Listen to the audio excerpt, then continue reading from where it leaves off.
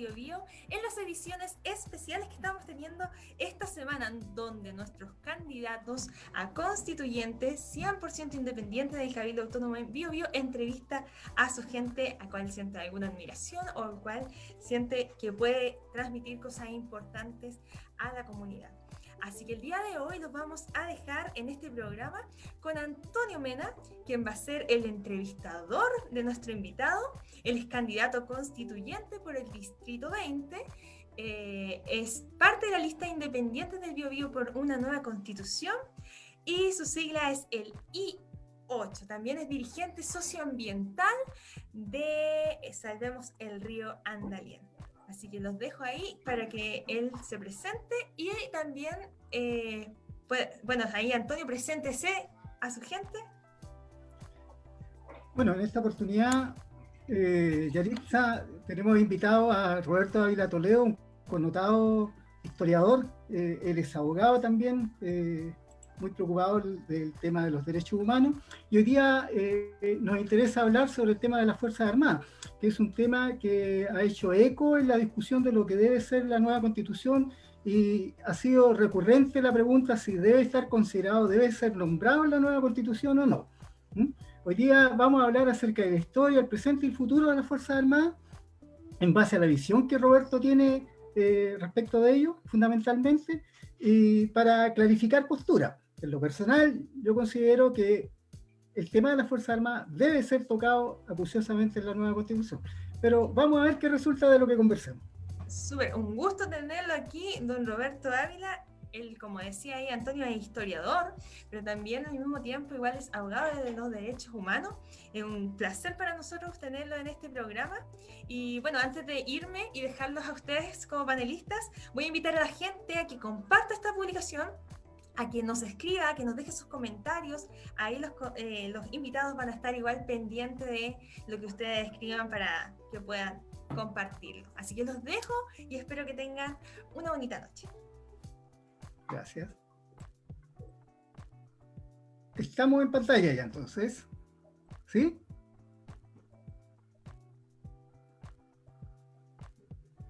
¿Algo pasa? Yo les escucho bien. Ya. Roberto, entramos en materia entonces. ¿Qué te parece? A su disposición. Perfecto. Partamos hablando del tema de la historia. Aquí yo escuché una vez una publicación tuya que me pareció muy interesante, porque siempre te había seguido por el tema de tus publicaciones respecto a causas relacionadas con el derecho, ¿ya? Pero en alguna oportunidad te escuché hablar, referirte en términos con bastante expertise respecto de algo puntual relacionado con las Fuerzas Armadas. Así que partamos hablando de historia. En el Ejército de Chile, en términos generales, se dice que nace con la independencia, ¿ya? Y a lo largo del siglo del siglo XIX, se empiezan a gestar lo que son las milicias cívicas. Llegamos a la Guerra del Pacífico, más o menos con 30.000 cívicos, ¿ya? Que eran milicias, básicamente, que eran civiles que tenían instrucción militar, y con 2.400, 3.400, no recuerdo bien, soldados de línea, ¿ya? Entramos a la Guerra del Pacífico, y posterior a la Guerra del Pacífico, bueno, hay que señalar, en todo este periodo, básicamente el modelo a seguir por parte del Ejército de Chile era el ejército francés, ¿ya? Pero llegamos a la Guerra del Pacífico y posterior a eso, dice la historiografía oficial del ejército que por los abusos y ciertas tropelías que se produjeron y que fueron muy criticadas durante el desarrollo de la Guerra del Pacífico, se postula la modernización y el cambio de doctrina en el Ejército de Chile, y para eso se fijan los ojos en el Ejército prusiano, que era un ejemplo idílico a seguir en aquel momento, puesto que habían arrasado con los ejércitos precisamente de Napoleón III durante la guerra de 1870, dando cátedra respecto de lo que era la nueva técnica militar. Ahora bien, ¿qué tan cierta, qué tan asertiva es esta definición, este relato de la historia que hace la historiografía oficial del Ejército de Chile respecto del mismo? ¿Qué te parece? Bien, yo creo que está en el centro del debate nacional que se va a plasmar en una nueva constitución, el papel, el contenido, la naturaleza de las Fuerzas Armadas.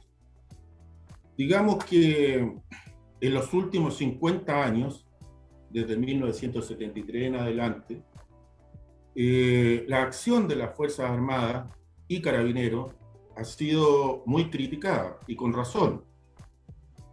Dieron un golpe de Estado, incendiaron el Palacio de la Moneda, arrastraron a la muerte al doctor Salvador Allende, presidente constitucional, y cometieron abusos a los derechos humanos sistemáticos durante 17 años.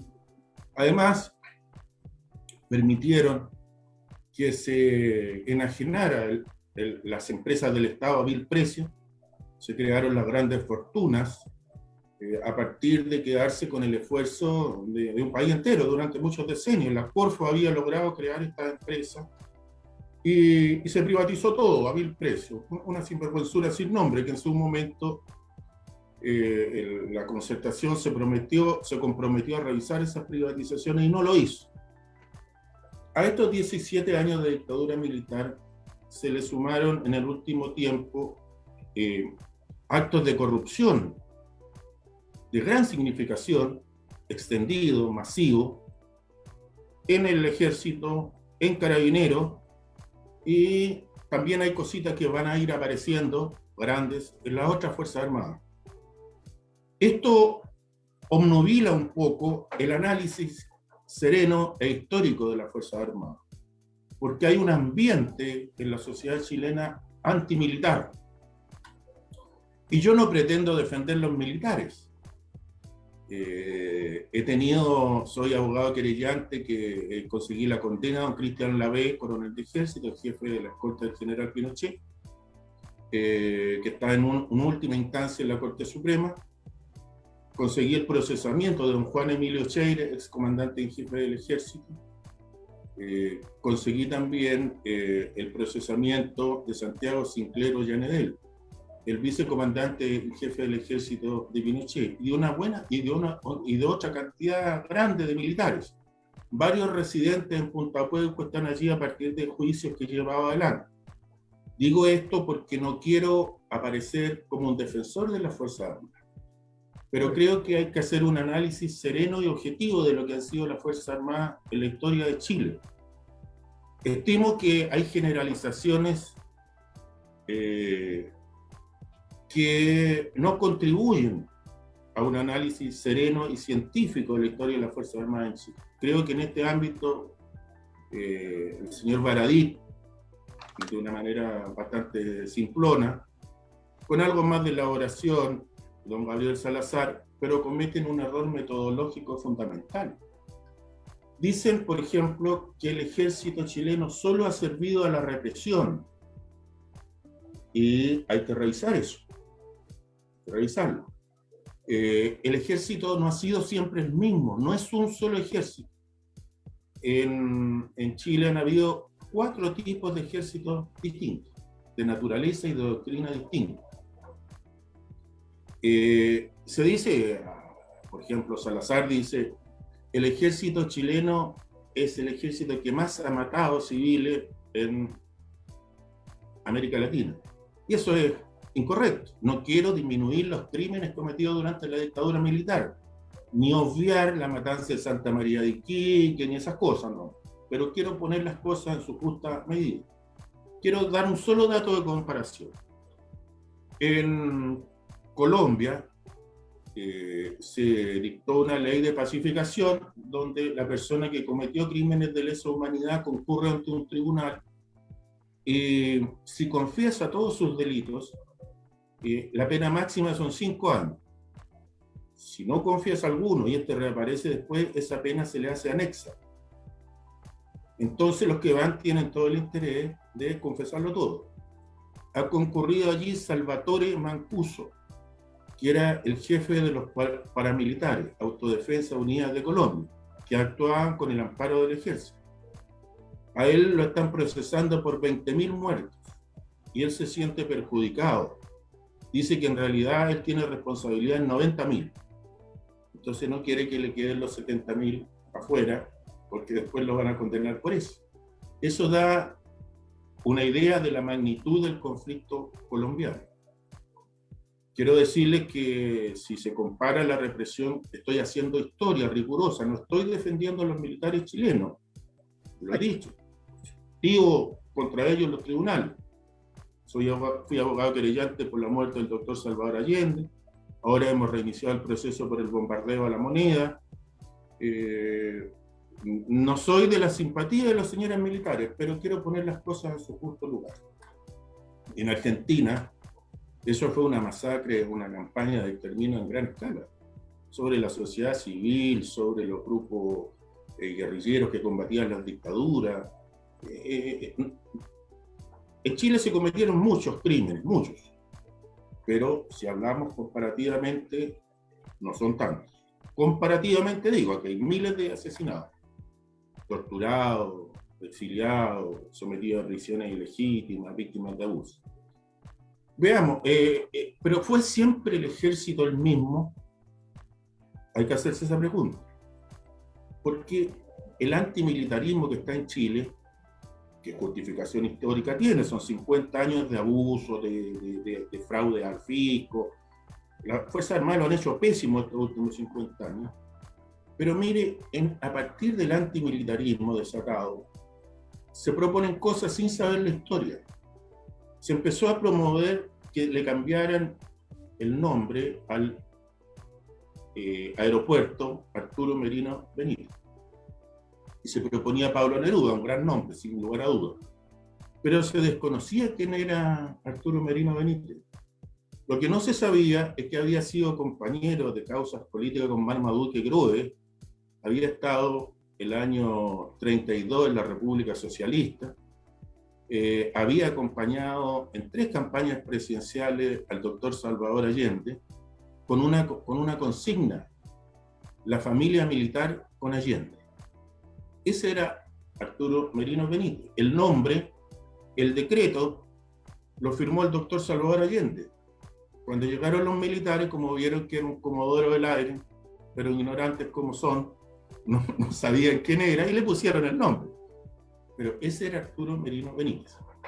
Claro. Vamos a la historia del Ejército de Chile.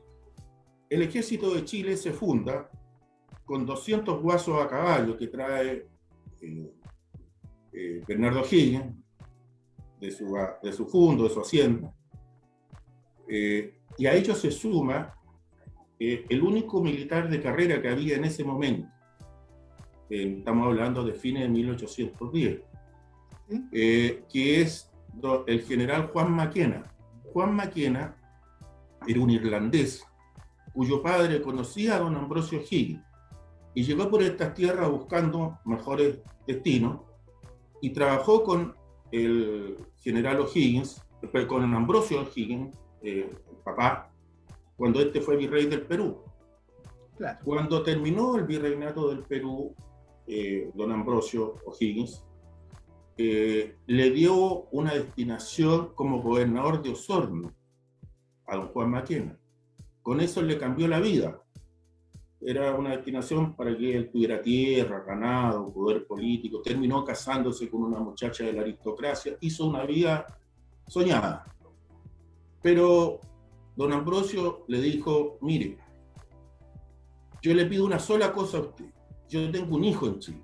Si mi hijo, por alguna razón, necesita de usted, usted no le niegue lo que él le pida.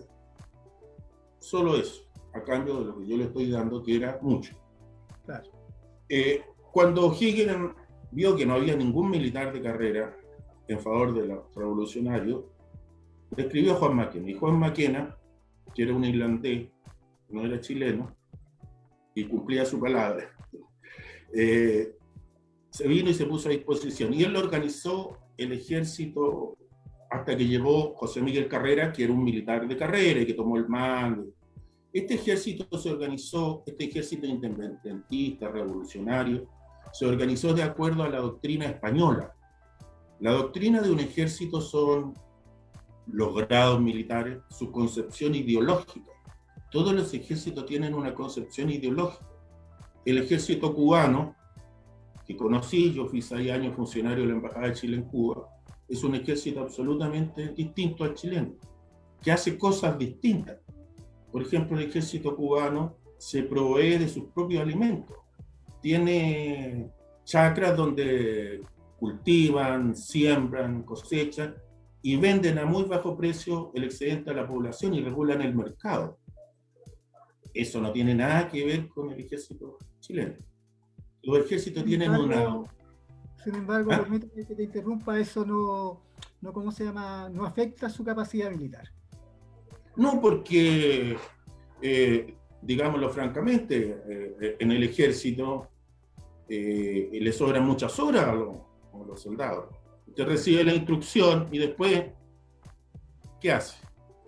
Exacto. En Argentina le dicen a los conscriptos la colimba, corre, limpia, barre. Eso es lo único que tienen que hacer después del periodo básico, correr, limpiar, barrer, la colimba. Entonces, bien, este ejército se funda con doctrina española, en su denominación, en su concepción, es un ejército sublevado en contra de una monarquía, pero tiene sus mismas raíces. Por eso es que se plantea por el gobierno en 1817 cambiar la doctrina, hacer un ejército nuevo, y para eso se elige el ejército francés, que es el ejército que ha hecho la revolución, son los que han salido de la revolución francesa. Todos esos generales que hay son generales que fueron agitadores callejeros primero, ¿eh? Entonces, y terminaron con Napoleón defendiendo una cosa distinta, pero esa concepción revolucionaria del ejército francés está ahí. Por eso se contratan varios oficiales, Yey, Rondizoni, Buchef, que llegan a Chile por una situación especial, se atrasaron y llegaron después de la batalla de Maipú, pero son los que le dan la forma al ejército, con doctrina francesa. Es un ejército que trae concepciones revolucionarias. Y vinieron otros oficiales también. Por ejemplo, vinieron 2 hermanos Lynch. Uno de ellos, el papá de Patricio Lynch. Son irlandeses. Cruzan la cordillera y llegan aquí. Uno va a ser el papá, ya lo dije, de Patricio Lynch, y el otro se devuelve a Argentina porque se había enamorado de una muchacha de Buenos Aires. El que vuelve a Argentina es el bisabuelo de Ernesto Che Guevara, es el Lynch. Y el que se devuelve, el otro el papá de Patricio Lynch, que dirigió la ocupación de Lima. Este ejército francés, de doctrina francesa, tuvo siempre la desconfianza de la oligarquía chilena. En toda América Latina se dieron muchos golpes de Estado, conflictos internos. Sin embargo, gracias a los conservadores, que crearon un Estado fuerte, autoritario, centralizado. Yo no soy conservador, yo soy un hombre de izquierda, allendista, yo soy un allendista. Estudié filosofía en la Universidad de La Habana, para identificarme más. Pero hay que reconocer que los conservadores hicieron 2 cosas positivas al país. En el siglo XIX, después no han aportado nada, pero en el siglo XIX formaron el Estado. Y le tuvieron desconfianza a los militares, sobre todo Diego Portales. Ahí hay un libro de Orlando Millas, uno de los grandes teóricos del Partido Comunista del siglo XX, que hay que leer, sobre Diego Portales. Diego Portales le tenía mucha distancia a los militares, por eso creó la Guardia Nacional, o sea, una guardia, un componente militar de los ciudadanos para que los militares no pudieran dar golpes de Estado, como lo hacían en otros lugares. Con ese ejército de doctrina francesa llegamos a la Guerra del Pacífico. En la Guerra del Pacífico confluyen oligarquía y pueblo, y la emergente y naciente clase obrera. En esa guerra, que en algún momento, si hubiera tiempo, no ahora por supuesto, habría que explicar por qué se produce, pero yo quiero señalar una cosa. ¿Por qué esa guerra es nacional?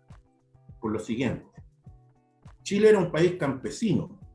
Los campesinos trabajaban de gratis por la galleta, por el pan, y por el derecho que le daban a sembrar y cultivar un pedacito de terreno dentro de los grandes fondos. No tenían remuneración, no había una clase trabajadora. Los campesinos estaban viviendo una situación de explotación medieval, que incluía hasta el derecho de pernada.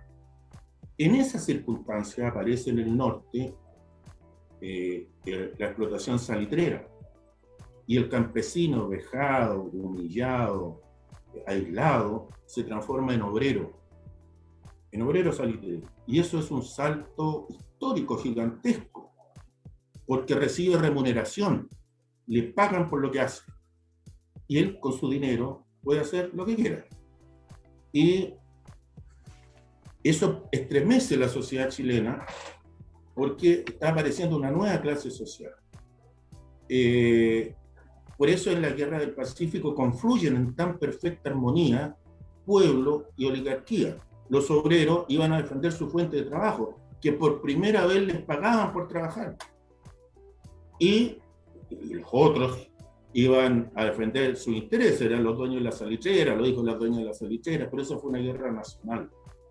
No están los ingleses, como dicen algunos que no saben de historia ahí presentes. Los ingleses llegan después, y muy perjudicialmente para Chile.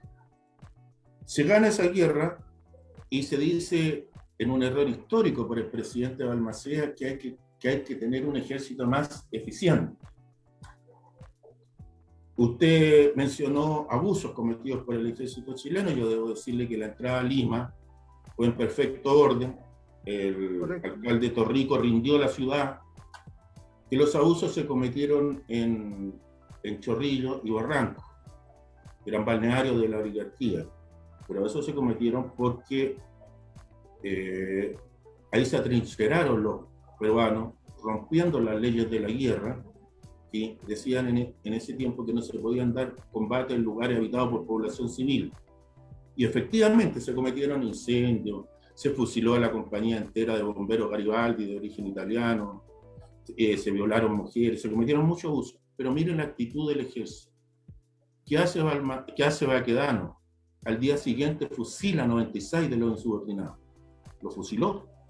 Ese es un ejército que tenía el ejército de Pinochet y el ejército de la transición y el ejército de nuestra democracia no ha colaborado en nada para aclarar los crímenes de la dictadura. Ha hecho todo lo posible para que queden en la impunidad. Baquedano fusiló a 96 que cometieron abuso. Y antes de eso había mandado al comandante Douglas Almeida a controlarlo, que fue muerto en la refriega. Claro. Mandó la caballería a controlar. Y bien, el presidente Balmaceda entra en contradicción con Tomás North, que era un Piñera de esos tiempos, un especulador. No era un empresario, era un especulador que compraba barato para vender caro, se aprovechaba de la situación y les compró los vales de que había dado el Estado peruano y se quedó con la salitrera. El presidente Balmaceda pretendía nacionalizar toda la salitrera y estaba llevando adelante un ambicioso programa de educación pública. Ahí aparecen los primeros colegios para mujeres. Y de construcciones, el viaducto del Malleco, eso es Balmaceda. Tan citado por ahí en su discurso. Y bueno, Tomás North subleva, aparte de la Armada, construye un ejército mercenario en el norte y con el apoyo de la Armada inglesa, directo. La Armada inglesa actuó directamente aquí, incautando buques, agrediendo. Esa no fue más que una guerra civil, fue una agresión de Inglaterra en contra de Chile. Eso jamás concedido. Chile estuvo en guerra no declarada con Inglaterra. Inglaterra derrotó al ejército constitucional de Chile. Y ese ejército de doctrina francesa fue disuelto. No existen sus archivos. Todo su personal que sobrevivió fue licenciado. Ahí Santiago Amengual, el general Barbosa, Alcerre, que habían sido héroes de la guerra del Pacífico, Alcerre, que Barbosa fueran asesinados vilmente. El general Amengual murió en la indigencia, le negaron hasta su pensión. Estamos hablando aquí, Roberto, si me permite, estamos hablando de, ya llegamos históricamente con Connie Placilla. Sí, efectivamente, estamos en 1891. ¿Sí? Sí. Ahí quiero hacerte una consulta, un paréntesis. Aquí, los relatos de los que estuvieron ahí, relatos directos, por ejemplo, está un veterano de 3 guerras, ¿cómo se llama?, del teniente coronel José Miguel Varela, que combatió por el gobierno, que fue testigo de la muerte de Alcerreca y de Barbosa. Él señala de que a Alcerreca, entre paréntesis, lo arrastran desde una ambulancia y lo destrozan. Y a Barbosa, que le habían metido un par de balazos una vez que cae del caballo, también lo destrozan y dejan el cadáver. Encine Casteo, en su libro Historia General de Chile, señala, hace como una labor de limpieza de quienes ganaron ahí, de los congresistas, diciendo de que ninguno de ambos jefes fueron dejados y que prácticamente da a entender que murieron plácidamente y que sus cadáveres fueron respetados. ¿Qué te parece eso? Bueno, Encina no es un autor muy riguroso. Yo tengo los 10 tomos de su historia, que los publicó con mucho entusiasmo en la dictadura militar. Era un historiador cuyos relatos le complacían mucho a la dictadura militar, pero no tenía el mismo rigor histórico. Bien, a partir de la derrota del ejército de Chile, que eso es, el ejército de Chile fue derrotado por la marina inglesa más un ejército mercenario, y ahí Emilio Kierner, que era un oficial prusiano que había traído, como tú señalaste también, a partir de la admiración que le tenía Balmaceda al ejército alemán por el triunfo tan espectacular del general von Moltke en la guerra franco-prusiana en 1870, que de paso va a dar lugar a la Comuna de París, que por estos días se celebró un nuevo aniversario. Pero Balmaceda no advirtió esto que señalábamos al comienzo, que los ejércitos tienen una naturaleza, una doctrina, no es solo técnica, los ejércitos tienen ideología. Mira, cuando se cayó el campo socialista encabezado por la Unión Soviética, ninguno de esos ejércitos disparó en contra del pueblo. El ejército rojo no disparó un solo tiro en contra de los ciudadanos. ¿Por qué? Porque ese ejército estaba formado en la idea de que lo único que no podía hacer un ejército de un país socialista era dispararle a su propio pueblo. Y no dispararon, aunque fuera para destruir el socialismo, pero no dispararon. Son concepciones, y la concepción que venía del ejército alemán, este ejército de Bismarck, de la reunificación de Alemania, de Fichte, de los grandes discursos de la nación alemana, era un ejército que traía una cosa grabada en su disco duro: obedecer, obedecer, obedecer. Eso está incluso en la filosofía de Kant, ¿ya? Obedecer. Alemania, para poder reunificarse, tenía que obedecer. Detrás de cada alemán había un soldado. Entonces, esas concepciones, más la llegada del imperialismo inglés, empiezan a explicar el carácter represivo del Estado, del ejército chileno. Ese ejército es el que produce la matanza en Valparaíso en 1903, la matanza de Santa María de Iquique en 1907. Es un ejército que tiene las concepciones alemanas, que después de 1933 van a encajar tan perfectamente, se van a ensamblar con el fascismo. El nazismo alemán no es una ideología que flota en el aire. Si tú ponías a Hitler en Estados Unidos, habría sido un loco, un predicador de feria. Pero en Alemania calzó perfecto, calzó con lo que venía de antes. Quiero decirte entonces que ese ejército de doctrina prusiana entra en crisis en 1925, la crisis política. Hay un nuevo actor en la sociedad chilena, la clase obrera. Se ha fundado lo que ya es el Partido Comunista en el norte de Chile. Hay distintos grupos que después van a formar el Partido Socialista, y las ideas de izquierda estaban muy arraigadas en ciertos sectores del ejército. Amadou Teodoro, Carlos Chandín, había una cantidad de oficiales que pensaban que veían lo que era el imperialismo y que tenían un nacionalismo auténtico, sano, noble. ¿Por qué Chile permite que se llenen esa lista? Decían esos oficiales del ejército. Y es por eso que en la dictadura de Ibáñez, en 1927, en abril, 2 meses después, Ibáñez le va a dar un golpe de Estado a Emiliano Figueroa y lo va a sacar a empujones, que es el gobernante constitucional, y se va a erigir en dictador. Crea Carabineros de Chile. Carabineros de Chile se forma a partir del regimiento de carabineros y más las policías municipales y provinciales. Pero se crean como una... ¿Ah? Las conocidas como fiscales. Sí. Entonces se crea ahí como una guardia pretoriana del dictador. Y aquí hay que poner atención. Vienen varios oficiales del ejército alemán y conforman la doctrina de Carabineros. En su propio origen está en Carabineros, que son una fuerza militar. El Estado de Chile... ¿Ah? Aristocrática, como lo cantan en uno de sus himnos. Claro, no, pero el decreto dice que es una fuerza militar. Ah, sí, correcto. Es una fuerza militar. Una policía democrática como la que necesitamos es una policía que sale a resguardar los derechos de los ciudadanos. Exacto. Cuando Carabineros ve una manifestación que es el ejercicio de un derecho constitucional, todo el mundo está autorizado a reunirse pacíficamente sin armas, sin autorización de ninguna especie. Carabineros ve enemigos, porque su doctrina es militar. Ellos ven enemigos, salen. Y una policía lo que debería hacer, debería resguardar una manifestación. Eso hace una policía democrática. La policía tiene que salir a garantizar los derechos de los ciudadanos. Hoy día uno ve a Carabineros diciendo cosas que horrorizan. He visto oficiales de Carabineros que dicen, mire señora, usted guarde sus joyas, no se ponga una joya cuando va al Paseo Humano. O sea, le están diciendo, mire señora, usted no ejerza su derecho de propiedad, escóndalo. Bueno, ¿y para qué está usted entonces, señor? ¿Para qué tenemos 30.000 hombres en Carabineros si no son capaces de cuidarle una gargantilla de oro a una señora? En ese Carabinero, que parte como guardia pretoriana, que lo ayudan a conformar oficiales del ejército alemán, que después van a formar las Waffen-SS en Alemania.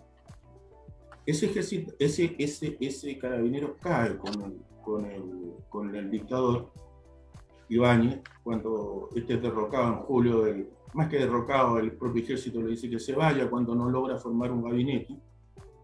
Por estos días mucha gente se pregunta, ¿y cómo caen los gobiernos?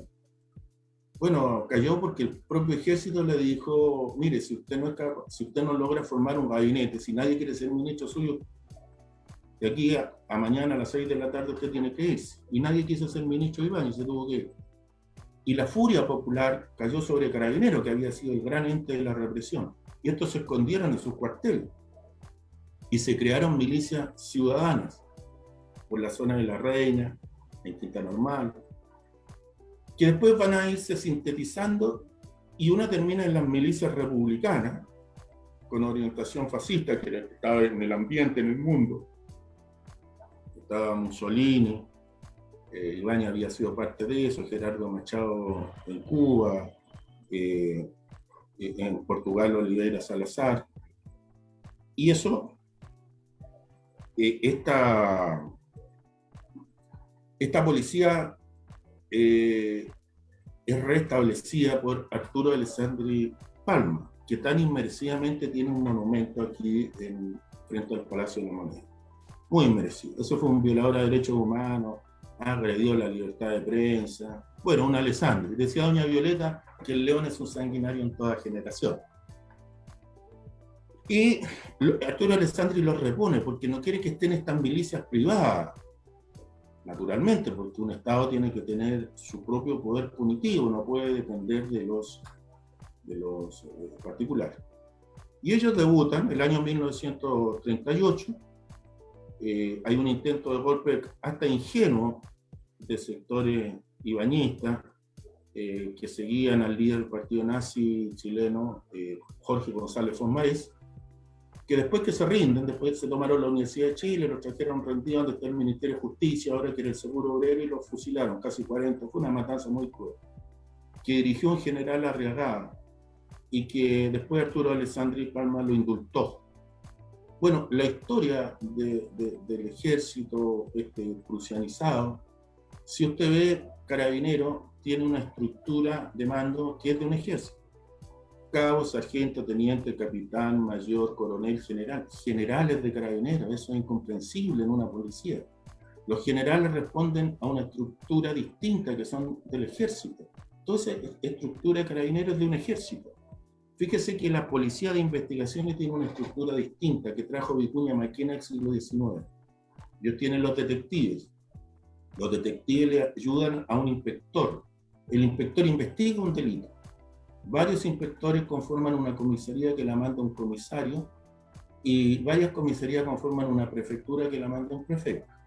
Todo está orientado a investigar un delito. No tienen esta estructura militar de cabo, sargento, teniente. Un día yo estaba por casualidad ahí en la escuela de carabineros y había un desfile. Y de repente desfilaron unos destacamentos que los mencionaron por altavoz como expertos en control de muchedumbres. Yo dije, mira, así nos ven, como muchedumbres. No nos ven como ciudadanos. O sea, no tenemos ningún derecho a los ojos de carabineros. Somos muchedumbre. A las muchedumbres se les apalea, se les agrede, se les tiran gases, agua, con ácido, como lo han hecho en el último tiempo. Bien, este ejército y esta policía, a partir del 73 hasta el 90, hicieron lo que hicieron. Como un ejército de ocupación, montaron campos de concentración, tuvieron lugares de exterminio, como el cuartel Simón Bolívar, que es La Reina. Hicieron lo que hicieron. Eso estaba dentro del alma del ejército alemán, nazificado y de carabineros. A partir del 90 empieza a pasar otro fenómeno, y ese ejército alemán empieza a diluirse, porque se empieza a imponer una doctrina de ejército norteamericano. ¿Cuál es la esencia del ejército norteamericano? No meterse jamás en política. Ellos no intervienen en política, pero el poder político no le revisa las cuentas, nunca. Y ahí se hacen millonarios en el complejo militar industrial. Acordémonos que cuando se iba a hacer la invasión a la Europa ocupada por los nazis, se hace una reunión y cuando Eisenhower ve que hay muchos civiles, dice, bueno, ¿y ellos quiénes son? Entonces le dice, ellos son los que se van a adjudicar las licitaciones para el armamento, los uniformes, la comida, todo eso es muy importante. Pero ¿cómo vamos a tener una reunión entre ejército más empresario? Entonces dice, bueno, llamémoslo el complejo militar industrial para tratar de cubrir las cosas. Bueno, en esta concepción de que nunca se le revisan las cuentas al ejército ni a las Fuerzas Armadas, ha pasado lo que ha pasado. En Carabineros, en el ejército. Mira, un día yo fui a la Contraloría General de la República y conversé con mi amigo, que era en ese momento, fuimos compañeros 5 años de curso, era el Contralor General de la República, el chico Ramiro Mendoza. Y conversando de cosas generales, no sé cómo caímos al tema, pero tengo testigos que estaban ahí, otro compañero de curso, estaba Iván Oyarzún, y dice, mira, lo de Carabineros es una caja negra. Eso ahí es una caja negra. O sea, la Contraloría sabía lo que estaba pasando. Y entonces hay una decisión política de no meterse. Entonces tenemos hoy día un ejército con una fuerza armada con alto nivel de corrupción. Tenemos una policía que no nos respeta como ciudadanos, que no ve ciudadanos, ve muchedumbre, ve enemigos. Y hace unos meses estuve tomando desayuno con un compañero de curso que fue jubilado de investigación. Y llegó ahí un carabinero, un oficial. Y el policía de la PDI le decía, ustedes están mal, le decía. Ustedes salen a echar guerra. Ustedes tienen que salir a cumplir la ley, pero ustedes salen a la guerra. Y el carabinero decía, pero mira, esto, chinche, pinganilla. Entonces, veía enemigos. Bien, yo creo que en la nueva constitución, y si usted es constituyente, ojalá lo sea, mi opinión es que mientras más independiente, que independiente no significa ser apolítico. Independiente significa ser independiente de un partido, no significa no tener idea, no tener principios. Pero la corrupción de la casta política, aquí se ha formado una casta política. O sea, del 90 en adelante se ha formado un grupo de personas que no viven como los ciudadanos. Yo nunca me encuentro ni en el estadio, ni en un restaurante almorzando, ni en el supermercado a los senadores. Ellos viven en otro mundo, económico, social, y eso hace que esta casta política no tenga ningún interés en cambiar este estado de cosas, porque forman parte de un estado de dominación, que tienen este estado, la fuerza punitiva del Estado, que tienen los niveles de corrupción que tienen. Mira, la sentencia, con esto termino porque me entusiasmo y me pongo a hablar yo solo. Tengo lista la continuidad de este tema, pero yo te escucho atentamente, así que... Mira, el presidente de la República, Sebastián Piñera, pretendió ir al Tribunal Constitucional, cuya mayoría de ministros son de origen de cuoteos políticos, y en la cual él personalmente ha nombrado a la mayoría, a tratar de impedir que los chilenos nos rascáramos con nuestras propias uñas, e impedir el tercer retiro. ¿Y qué le dijo el Tribunal Constitucional? Que no le iba a aceptar ni siquiera tramitación, ni siquiera lo iba a escuchar con su requerimiento. ¿Por qué? Y esto es extraordinariamente importante. Porque dijo, citando, no una constitución democrática, citando a la propia constitución de Pinochet, que había un deber que está establecido en las bases fundamentales de la Constitución, que era que la autoridad tiene que ejercer su cargo en beneficio de los ciudadanos. Y que estas leguleyas que él iba a reclamar perjudicaban a los ciudadanos. Así que eso no había ni siquiera que escucharlo. Eso no era legítimo ni siquiera debatirlo en medio de la pandemia, de la cesantía, la situación que todos conocemos. Eso dejó establecido judicialmente el notable abandono de deberes. ¿Y qué hace la casta política? A los 3 o 4 días lo va a ver al Palacio Presidencial. ¿Y quiénes van? Doña Yanna Proboste, que fue destituida como ministra por incompetente, negligente, no sabía dónde estaba la plata. No digo que ella se haya robado la plata, pero uno tiene que cuidarlo, los bienes fiscales, no sé dónde está. Por don Jorge Pizarro, el Chupipo Pizarro, ¿ya? Que si está en libertad es porque en este país la corrupción se castiga en 3 partes: tarde, mal y nunca. Un país serio, el señor Pizarro no sería senador. Bien, con esto quedo hasta aquí diciendo, para terminar, porque mi entusiasmo me hace monopolizar la palabra, que necesitamos una Fuerza Armada democrática que no tengan propósitos ofensivos. Mira, la doctrina militar del ejército dice que nosotros tenemos propósitos defensivos, pero si tú ves el armamento, todo el armamento es ofensivo. O sea, todo es un armamento de ataque. ¿Por qué tenemos un dispositivo militar de ataque si nuestra doctrina dice que somos un país que se defiende y que no ataca? Y necesitamos una policía que garantice los derechos de los ciudadanos.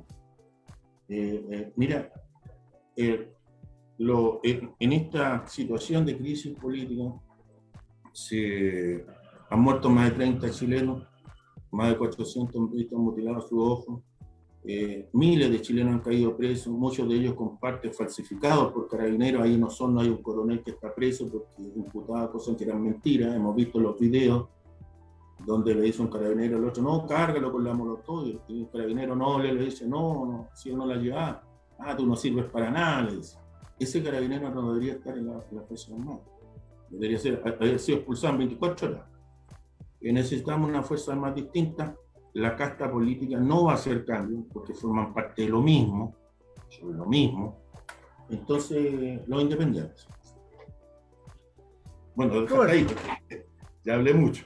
Hemos hablado de historia y tocamos el tema de la doctrina.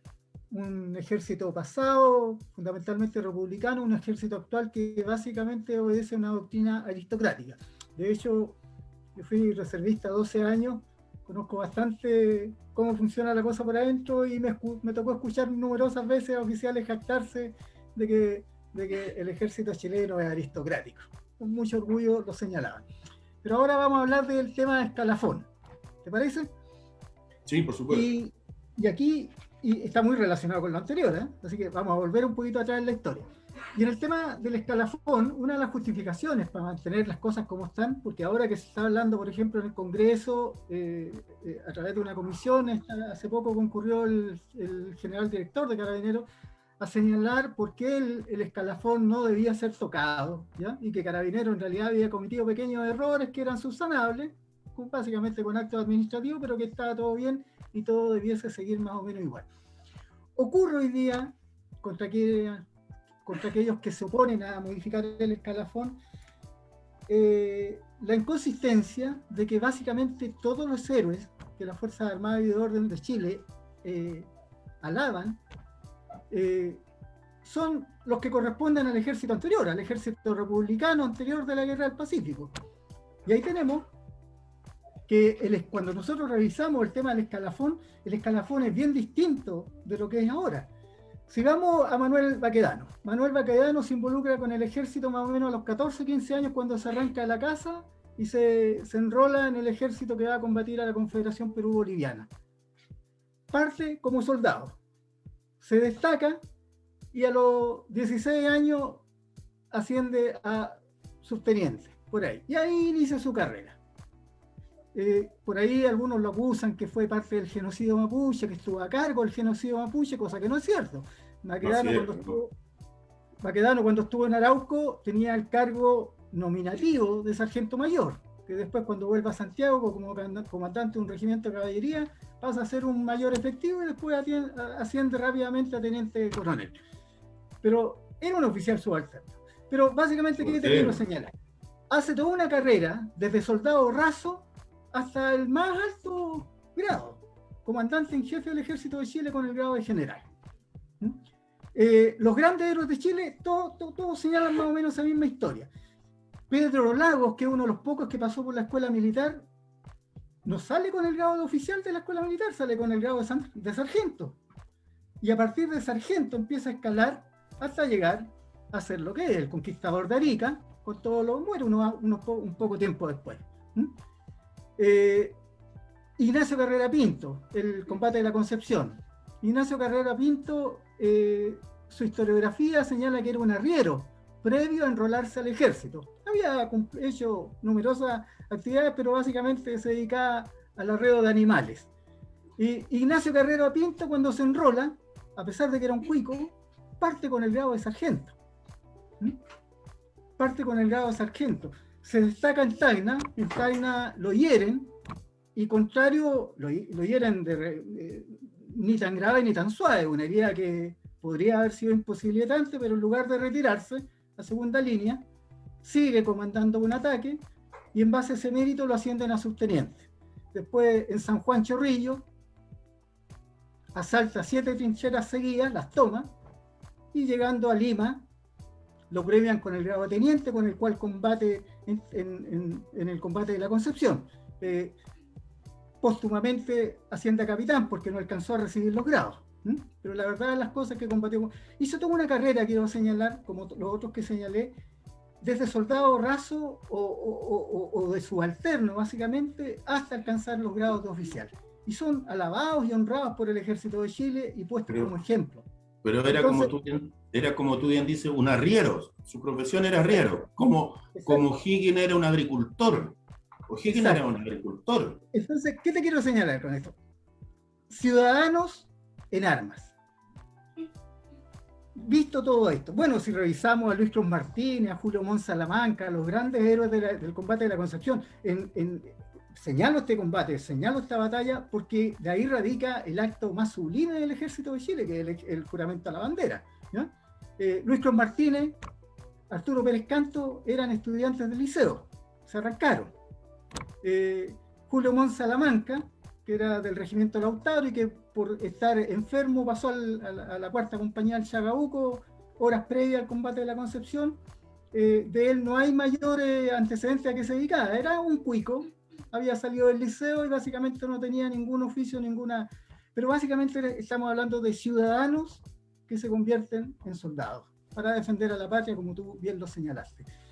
Y esa calidad de ciudadano no fue un impedimento para que alcanzaran y le dieran al ejército de Chile y a la patria las más grandes glorias. Entonces, ¿podemos hablar hoy día de modificar el escalafón de las Fuerzas Armadas y de Orden? ¿Qué te parecería eso? Sí, mira, hay que hacer varias cosas con el ejército. Primero, cambiar su doctrina.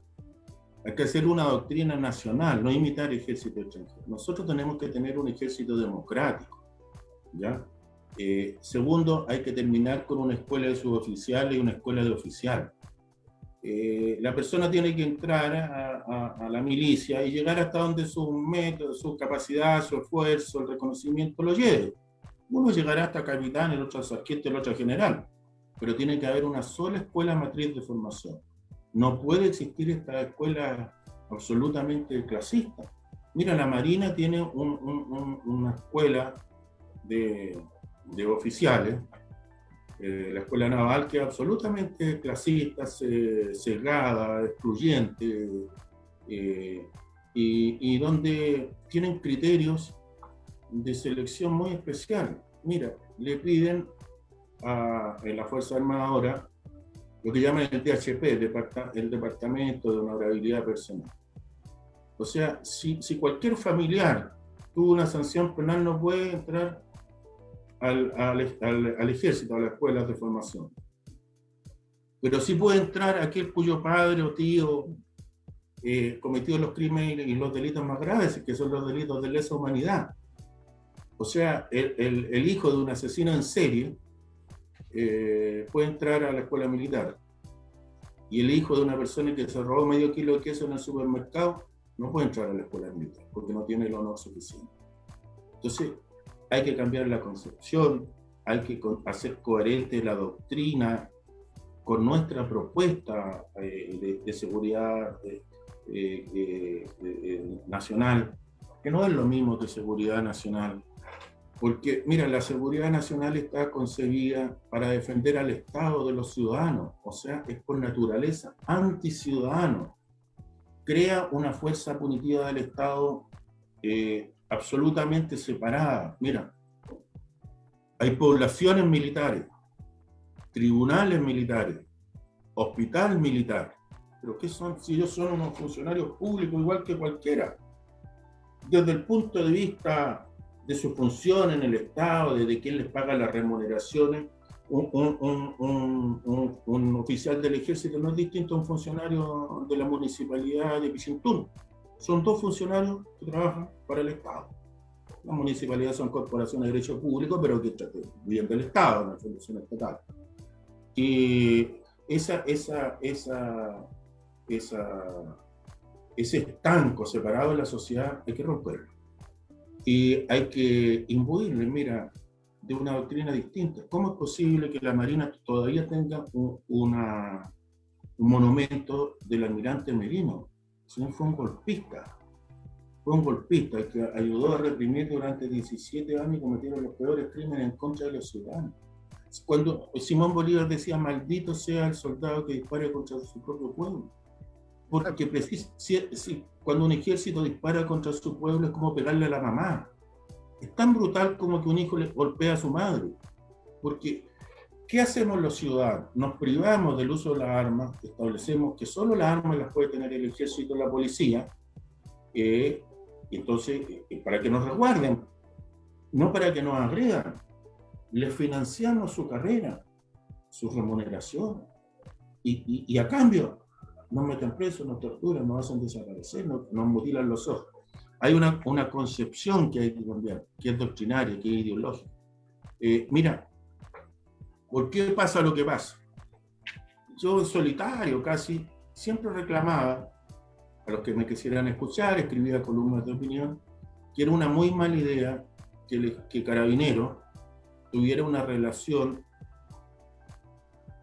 privilegiada, estrecha con la policía colombiana, porque esa policía está metida en los peores crímenes de lesa humanidad de todo el continente. Los crímenes más grandes contra los ciudadanos están en Colombia, ahí está. Y nosotros, y se mandó a estudiar ahí al escuadrón Jungla, y se perfeccionaron en Israel. Israel, que tiene una situación de genocidio permanente contra los palestinos. ¿No se pueden formar ahí? ¿Cómo se va a formar ahí? Entonces hay que ponerlo todo para arriba, hay que considerar seriamente, a mi juicio, la posibilidad de una Guardia Nacional. Tiene que haber una Guardia Nacional paralela. Esto mismo que hacen los reservistas, pero tiene que haber una Guardia Nacional paralela. Mira, los militares no dan ninguna garantía de que no den un golpe. La única garantía por la que no dan un golpe es porque los hemos metido presos, porque tenemos ahí Punta Peuco abarrotado. Pero no es porque tengan la convicción democrática instalada en su pensamiento. Mira, tienen una mirada sobre los ciudadanos, creen que los únicos patriotas son ellos. Creen que los chilenos, porque no vestimos uniforme, no queremos nuestra patria. La Guerra del Pacífico, tú lo señalaste también al comienzo del programa, reconocieron filas del orden de 75.000 chilenos. Y el ejército de línea, o sea, los profesionales, eran alrededor de 3.000. O sea, 72.000 no eran profesionales de la guerra, tú lo has señalado. Uno era arriero, el veterano Che Guerra era abogado, su ayudante era ayudante de sastre, un aprendiz de sastre. Entonces, cuando se celebra el 19 de septiembre, las glorias del ejército, eso es muy merecido. Esas son las glorias del pueblo de Chile. Y si se hiciera una parada militar coherente con la historia, deberían desfilar los sindicatos, los gremios, los estudiantes. Chile ganó la Guerra del Pacífico, instaló en el norte nuestro límite norte, del que vivimos. Si Chile es un país minero, nosotros vivimos del cobre, mañana vivirán nuestros hijos, nuestros nietos del litio, como nuestros padres vivieron del salitre. Por eso yo digo, y Paradis se enoja conmigo y me tira insultos, que la voluntad patriótica de hacer valer nuestra frontera norte de Baquedano, de Balmaceda, por recuperar el salitre para Chile, porque por eso la guerra después de la guerra del salitre, peleamos por el salitre. Si no era el mar, mira, Bolivia nunca le interesó Antofagasta, por eso nunca lo pobló. La salida natural de Bolivia es Arica y Tacna. No es Antofagasta, es una vuelta enorme que no le sirve. Ahora dicen el mar porque quieren sensibilizar de su causa, pero peleamos por el salitre, y no peleamos por el salitre, y tuvimos 10.000 muertos y 5.000 lisiados para entregárselo a los ingleses, ¿no? Entonces, como en definitiva ocurrió. Ahora, esa misma voluntad es la voluntad de Allende, y esa es la misma voluntad de los muchachos que cantan en las calles, que escriben en las murallas, hay que renacionalizar el cobre y el litio. Es la misma voluntad. Entonces, es la misma voluntad, pero este ejército no da ninguna garantía de defender los intereses nacionales. Mira, se molestan porque le hicieron una parodia. Hicieron una parodia de un general, todo el mundo se rió. Hicieron un programa humorístico, ahora se rieron de Jaude, ahí lo pusieron bailando como palestino. Es humor, pero ellos no aceptan. Se consideran los repositarios sacrosantos del fascismo.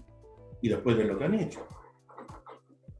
Ahí sacaron rápidamente una declaración contrario a la declaración que todavía estamos esperando por el engaño que se le hizo a un tribunal de la República para espiar a un periodista, violando la libertad de prensa y de información. Claro, eso es impresionante. Pero mira, yo quiero... Dime. Mira, yo quiero decirte que lo que ha hecho el ejército es una verdadera traición a la patria. Lo que han hecho algunos, no todo el ejército de una institución. Algunos, pero hartos, bastantes, muchos. Estoy de acuerdo. Mira, desde la época del siglo XIX, Chile mantiene un servicio secreto, que son los espías. Chile se enteró del tratado secreto entre Perú y Bolivia, firmado en 1873, de inmediato. Fue a Buenos Aires, a Arturo Prat, a recabar información. Cuando el hijo de Pinochet traficaba cocaína negra, químico, con Berrío, y a Berrío lo sacaron hacia Uruguay a protegerlo bajo el amparo del ejército uruguayo para proteger al hijo de Pinochet. En un momento los oficiales en esa operación Ultrasequeta necesitaban unos pasaportes y esos pasaportes se los ofreció, se los entregó el chofer del CIDE, el Servicio de Inteligencia del Estado argentino, que no es como la Agencia Nacional de Inteligencia en Chile, que lee los diarios más temprano. No, es una gran institución de inteligencia. El que había sido chofer era un hombre que colaboraba con los servicios de información de Chile. Eso se paga con dinero. Eso hay que pagarlo, hay que saber. Todo el mundo tiene que... Seguridad nacional, saber qué están pensando los vecinos, para bien o para mal. Ojalá estén pensando para bien, perfecto, las mayores relaciones de hermandad. Pero como decía el general Perón, todos los hombres son buenos, pero hay que vigilarlos. Entonces, esa plata se robaron. Esa plata se robaron. O sea, si cualquier peligro a la seguridad nacional existiera hoy día, Chile no lo sabe. Porque los generales se robaron la plata. Se robaron ese dinero. Eso sí que es traicionar a la patria. Roberto, me llevaste justo a la pregunta que te quería hacer ahora, el temita que quería abordar. Hay dos temas que quiero abordar contigo, este y uno más. Pero antes, recordar, mencionaste a Arturo Prat, espía. Me recuerdo que Arturo Prat, espía, que era otro hombre, fue abogado. Y cuando va a dar su examen o a recibir su título, no me recuerdo bien, entrega su espada y la rinde ante la justicia. La rinde ante el poder civil. Y señala que es la única vez que la va a rendir. Porque si la rinde otra vez va a ser con su vida, cosa que cumple. Pero cuando vuelve de espía, de su trabajo de espía de Argentina, devuelve algunos pesos que no gastó. Bien distinto. Mira, claro, devuelve. Aquí se robaron la plata entera. Ahora, vamos a esto. Ahora Arturo Prat hizo su memoria de prueba en el sistema electoral. O sea, era un militar profundamente democrático. Las elecciones. Leí una carta de Carmela Carvajal, un historiador le pide a Carmela Carvajal, quiere hablar acerca, desarrollar un escrito sobre la personalidad de Arturo Prat, y le pide a Carmela, a su señora, cuando aún vivía, que si es tan amable de describirle cómo era él. Y ella lo describe como un hombre serio, dedicado, pero profundamente amoroso, amante de los niños, de la naturaleza y de las flores. Bien distinto. Bien. Roberto, con todo lo que hemos visto, lo que tú has señalado, con todo este robo millonario, traición a la patria, estoy plenamente de acuerdo, estos miles de millones de pesos que se han robado en el ejército, en la marina, en la aviación, en carabineros, y probablemente dentro de poco salga investigaciones al ruedo. ¿Tú crees que sean capaces en una futura reorganización del ejército, los militares, de administrar sus recursos? No estamos hablando aquí de dónde vienen los recursos, sino que si son capaces ellos de administrarlos como hasta ahora, o será necesario instaurar una suerte de organización colegiada donde obviamente estén los militares, pero que en definitiva estén súper vigilados respecto de cómo ocupan los dineros públicos. Yo creo que ellos han demostrado que no son capaces de administrar los recursos, porque además ha pasado en casi todas las ramas de la Fuerza Armada, todos los que usan uniforme. ¿Te acuerdas tú de las jubilaciones de gendarmería? Sí. Yo actuando como un simple ciudadano, le abrí proceso a las jubilaciones de gendarmería. Llevan 5 años, no hace nada el Ministerio Público, que lo dije el señor Abbott, que para ser fiscal nacional tuvo que ir a comer a la casa de Guido Girardi, así que tuve que recurrir a la Comisión Interamericana de Derechos Humanos por denegación de justicia. Quiero contarte que ahí hay 26 oficiales jubilados con grado de coronel que no tienen carpeta. En la investigación ha salido, los delitos fluyen a borbotones. O sea, no tienen carpeta, no se sabe cuándo ingresaron a la gendarmería, qué destinación tuvieron, cuándo jubilaron, no cobran, simplemente cobran. Gendarmería. En el ejército, otro tanto con las jubilaciones.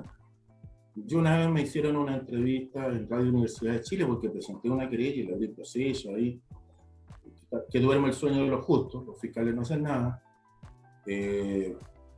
Y ahí señalé que el actual ejército chileno tiene más inválidos que el ejército que ganó la guerra del Pacífico.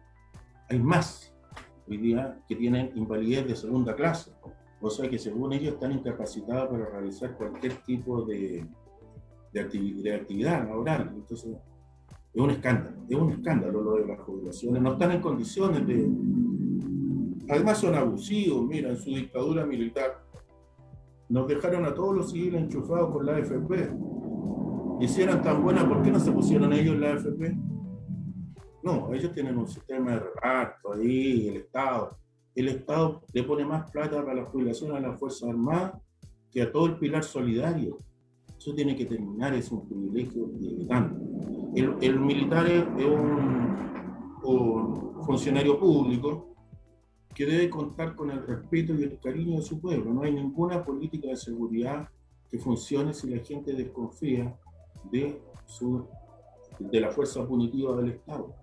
Y hoy día en Chile está irremediablemente quebrada. Mira, durante muchos años nosotros, los chilenos, nos criamos en la idea de que los carabineros eran duros en el trato, que podían apalear a alguien, pero que nunca iban a robar. Esa segunda percepción se derrumbó. Carabinero no es ese carabinero honrado que conocí. Entonces esto hay que reestructurarlo. Hay que poner una Contraloría. La Contraloría General de la República tiene que tener una sección especial con atribuciones, con fuero, para revisarles las cuentas a las Fuerzas Armadas. Su administración tiene que ser distinta. Tienen una libertad para usar recursos que no se merecen. Han defraudado la fe pública. Mira, había ahí una cantidad enorme de carabineros que cobraban y eran inexistentes. O sea, que no existían. No solo el fraude al fisco, sino que además el Estado pasaba la plata y claro, todo el mundo dice, hay pocos carabineros en la calle, mira como los portonazos. Pero claro, si se están robando la plata. Están entretenidos en eso. Roberto, creo que los temas que teníamos como comprometidos para abordar están de más que cubiertos. Siempre uno quiere extenderse un poco más porque el tema de la historia es algo que yo creo que a ti te apasiona y a mí indudablemente que sí. Mis temas favoritos desde la enseñanza media para adelante. Y jamás falta un libro de historia en mi cabecera, así que lo lea o no lo lea, otro cuento. Pero ahí está. Bueno, yo le voy a mandar uno que escribí y publiqué hace poco, con muy mala suerte, porque justo cayó el alzamiento popular y después la pandemia, que es la historia de 12 oficiales del Ejército de Chile que combatieron en la independencia de Cuba. Ya, entonces, mándame por interno y yo te mando te lo mando. Lo tengo, lo empecé a leer y no lo he terminado, pero lo voy a leer. Te lo pedí. Bien, nos estamos despidiendo, veo. Te lo pedí oportunamente. Roberto, pero para ir cerrando esto, porque ya estamos en la hora, ¿ya? Quiero llevarte un tema que está relacionado con esto que hemos conversado, pero que tiene que ver con la contingencia, ¿ya? Hace pocos meses atrás, un año ya no me recuerdo, el general Rosa, el general director de Carabineros, en un acto interno, seguramente puede que haya estado lubricado esa actividad con un poco de licor, el general director de Carabineros les prometió impunidad a sus subalternos. Yo soy de la idea de que el general, si promete impunidad, es porque a su vez a él se la prometieron, ¿ya? Pero lo cierto está en que hace unos días atrás fue noticia, ¿ya?, de que se había ingresado al tribunal, a la Corte Penal Internacional de La Haya, un requerimiento por crímenes de lesa humanidad en contra de Sebastián Piñera, sus ministros y por supuesto que los militares a su vez que colaboraron en toda esta debacle que se ha generado después del 18 de octubre del año 2019 y en adelante, que nos tiene en la situación que actualmente estamos tratando de resolver, ¿ya? Ahora bien, Piñera es un hombre bastante zorro, ¿ya? no solamente Piñera, sino que aquellos que lo sustentan. Yo digo que el modelito Piñera no es el gran responsable, Piñera es la cara visible hoy día, pero el problema que tenemos aquí en Chile es el modelo que nos dejó la dictadura, ¿ya? Ahora, dentro de esto, los grandes pilares de este modelo, de una u otra manera, por ese motivo, han llegado a ser los partidos políticos, todos ellos. Te recuerdo el caso Penta. En el caso Penta, donde se vieron involucrados partidos de derecha y partidos de la Concertación, y cuando se veía que les iba a ir muy mal, los partidos se reúnen, se ponen de acuerdo, y de la noche a la mañana aparece un nuevo fiscal general, jefe de la fiscalía, que fue Abbott, con el resultado que se ha visto de ahí y en adelante, con el caso Penta y otros casos más. Bueno, hace días atrás, como te digo, se interpone este recurso ante la Corte Internacional de La Haya, y el 28, recién pasado, unos días atrás, aparece Abbott hablando, donde dice que es importante revisar aquellas causas de derechos humanos archivadas, que es uno de los motivos para ir a la Corte Penal Internacional de La Haya. Por otro lado, también hoy día, por lo menos yo hoy día me enteré, que hay el interés por parte del gobierno de Piñera de cambiar al ministro del Tribunal Constitucional, Rodrigo Pica, por el postulante Raúl Mera, que es de su absoluta confianza, ¿ya? Y por otro lado, asociado a este mismo artículo, ahí señalan que a Piñera todavía le quedan 3 cupos para cambiar en la Corte Suprema. Ahora bien, ¿de qué estamos hablando ahí y a dónde quiero ir? A la hora de que prospere esta demanda en la Corte Penal Internacional, ante una potencial solicitud de extradición, es precisamente el Tribunal Constitucional y la Corte Suprema quien tienen que resolver sobre aquello. Me parece que es así. Sí. Está blindando Piñera y está blindando a sus colaboradores civiles y militares para no ir a la Corte. ¿Qué te parece esto? Eso es evidente, que están construyendo una Corte Suprema, una Corte y un Tribunal Constitucional a su medida. El Tribunal Constitucional es un gastadero de dinero, una huesera de políticos jubilados o fracasados o de amigos sin trabajo, que le cuesta una enorme cantidad de dinero al Estado y que no se justifica su existencia. Esto lo trajeron de España, del Tribunal Constitucional. Pero la Constitución, pero en Chile siempre la Constitución estuvo resguardada por la Corte Suprema, por la vía del recurso de inaplicabilidad por inconstitucionalidad. Entonces, no se trataba de que no estuviera desprotegida la Constitución, pero crearon un tribunal especial y se lo cuotean, uno para ti y uno para mí. Mira, Cristian, demos nombre. Cristian Letelier, diputado por Melipilla, de la UDI. Un hombre de fila, militante, partido, llevaba los juicios de la UDI y era diputado.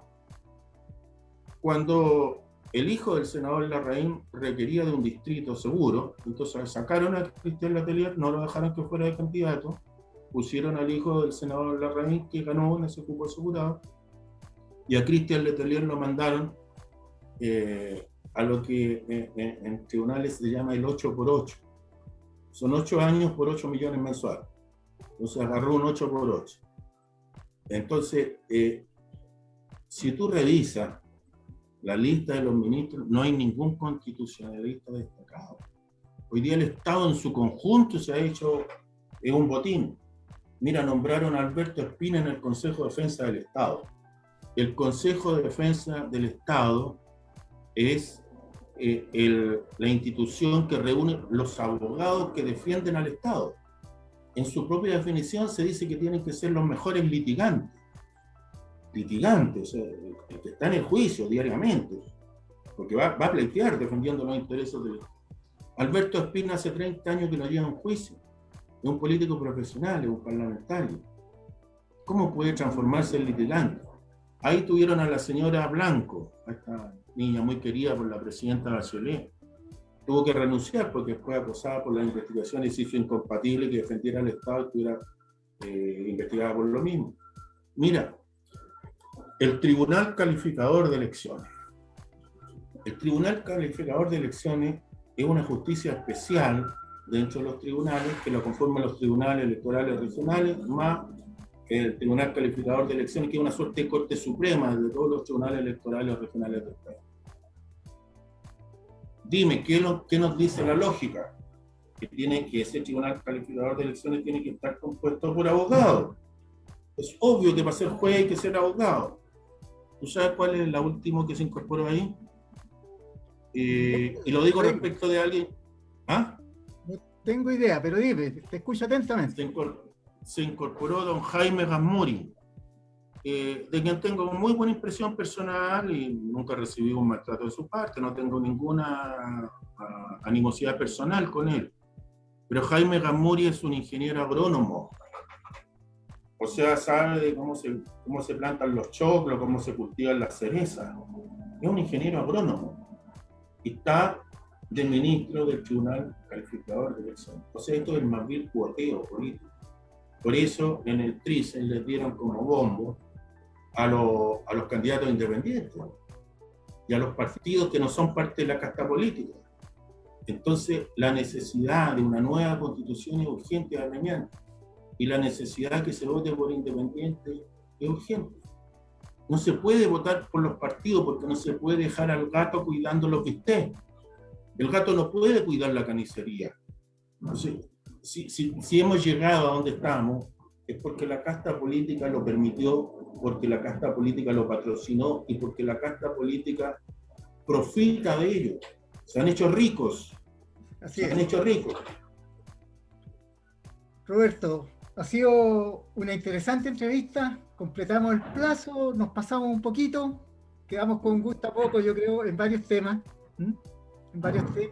Cuando hablabas del complejo militar industrial, me vino a la cabeza algo que nos lleva un poquito lejos, pero también un poquito cerca. Me acordé de Air América, ¿ya? Cómo precisamente el ejército norteamericano, a través de la CIA, financió la guerra sucia en Camboya y en Laos, durante la guerra de Vietnam. Cómo producían drogas en Camboya y en Laos y la introducían en estos aviones de América a Estados Unidos sin ningún tipo de fiscalización. Se la pasaban a la mafia y la mafia la vendía y le daba su cuota al ejército para financiar la guerra. Para terminar, termino agradeciendo, pero quiero hacer una reflexión sobre lo que tú has dicho, brevísima, muy corta. Dime. ¿Te has fijado que siempre hay traficantes colombianos, mexicanos, Chapo Guzmán, Pablo Escobar, siempre? Sí. ¿Y has visto tú alguna vez un traficante norteamericano?